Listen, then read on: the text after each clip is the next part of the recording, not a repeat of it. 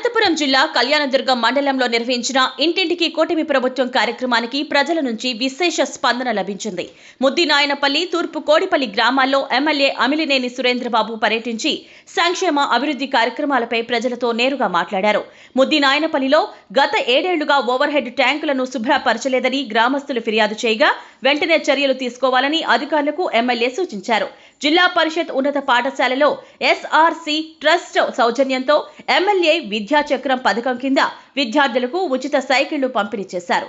విద్యార్థులు, వారి తల్లిదండ్రులు ఎమ్మెల్యేకు కృతజ్ఞతలు తెలిపారు. ఈ సందర్భంగా ఎమ్మెల్యే అమిలినేని సురేంద్రబాబు మాట్లాడుతూ తిమ్మసముద్రం ప్రాంతంలో 4000 ఎకరాల్లో ఇండస్ట్రియల్ కారిడార్ ఏర్పాటు చేసి సుమారు 2000 మంది నిరుద్యోగ యువతకు ఉపాధి అవకాశాలు కల్పిస్తామని హామీ ఇచ్చారు.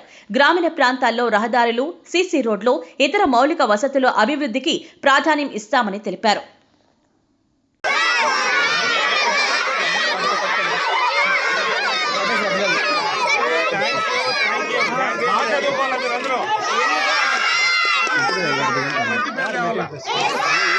ఎందుకమ్మా థ్యాంక్స్ చెప్తున్నారు సార్కి?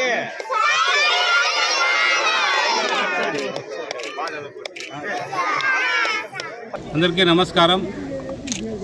ముద్దినాయనపల్లి గ్రామానికి ఈరోజు డోర్ టు డోర్ కార్యక్రమ రూపంలో ఈరోజు రావడం జరిగింది. డోర్ టు డోర్ ప్రజల దగ్గరికి వెళ్ళి ప్రతి ఒక్క తల్లి దగ్గరికి, ప్రతి ఒక్క తండ్రి దగ్గరికి వెళ్ళి ఏమా మా సమస్యలు, మీ సమస్యలు ఏమైనా ఉన్నాయా అంటే ప్రతి ఒక్కరు కూడా ఆనందంగా మాకు ఏ సమస్యలు లేవు, అందరూ కూడా బాగున్నామని కూడా ప్రతి ఒక్క కూడా చెప్పడం జరిగింది. కాకపోతే వాళ్ళు ఒకటే అడుగుతున్నారు, మా ప్రాంతంలో నీళ్లు కొంత ఇబ్బందికరంగా ఉంది వ్యవసాయానికి. ఆ వ్యవసాయానికి నీళ్లు ఇబ్బందిని మీరు తీరుస్తామని చెప్పారు 2.5 సంవత్సరంలో. ఖచ్చితంగా అది ఏమంటే గత పాలకులు ఎవరైతే ఉన్నారో వాళ్ళు ఏదైతే రైతులకు ఎన్ని ఎకరాలు పోవాలనే ఒక రికార్డు తయారు చేయకుండా పోవడంతో అదే 15 నెలల నుంచి 18 నెలలు సమయం వృధా అయింది. కాబట్టి ఇప్పుడు అవన్నీ కూడా రికార్డు అంతా కూడా రావడం జరిగింది. మా ముఖ్యమంత్రి గారే క్యాలెండర్ కూడా ప్రకటించారు. 2028 లోపల భైరవాన్తిప్ప ప్రాజెక్టుకి 140 చెరువులకి నీళ్ళు ఇస్తామని కూడా చెప్పడం జరిగింది. 114 చెరువులే మన దాంట్లో ఉండేది, కానీ 140 చెరువులు అనేది కూడా ఎందుకు చెప్తున్నామంటే ఇంకా తర్వాత మనం ప్రతిరోజు తిరగడంలో ఇంకా కూడా 30 చెరువుల దాకా అదనంగా రావడంతో ఆ చెరువులకు నీళ్ళు ఇస్తే బాగుంటుందని 144 చెరువులకి నీళ్ళు ఇచ్చే కార్యక్రమం కూడా మా ముఖ్యమంత్రి గారు కూడా చేయబోతున్నారు.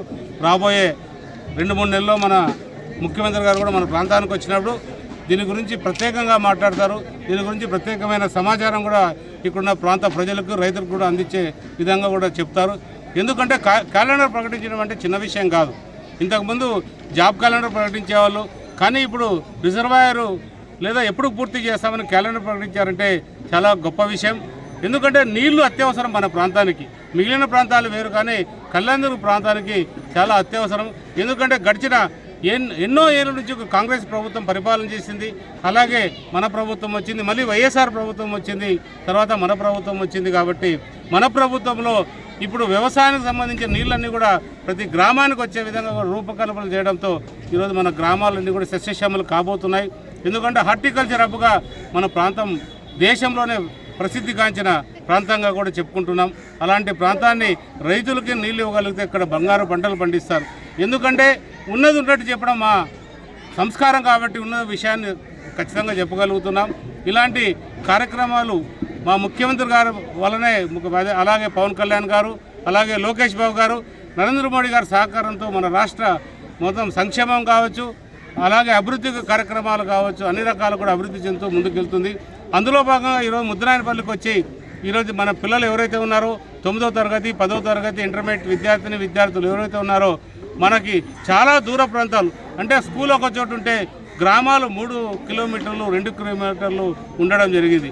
అలాంటి ప్రాంతాల్లో వాళ్ళ పాపం బ్యాగులు వేసుకొని సకాలంలో ఆర్టీసీ బస్సులు కూడా రాకపోవడం, లేదా రోడ్ల వ్యవస్థ కూడా అంతగా బాగలేకపోవడం, ఇవన్నీ దృష్టిలో పెట్టుకొని వీళ్ళకు ఒక సైకిల్ తోడైతే, ఎందుకంటే వాళ్ళ తల్లిదండ్రులు కూడా వాళ్ళు రకరకాల పనులకు పోయి ఉదయమే లేచి వాళ్ళ పనులకు పోతేనే వాళ్ళకు కూడా పూట గడిచే విధంగా కూడా మన రైతాంగం ఉంది. కాబట్టి ఇది ఇబ్బందులు ఉన్నాయి. కాబట్టి దీన్ని ఇబ్బందులు దృష్టిలో పెట్టుకొని ప్రతి ఒక్కరికి కూడా పార్టీలు కానీ లేదా కులమతాలకు అతీతంగా ప్రతి ఒక్కరికి కూడా సైకిల్ ఇచ్చే కార్యక్రమం మేము ఏదైతే చేస్తున్నామో ఇది నిరంతరం అన్ని గ్రామాలకు కూడా పోతుంది.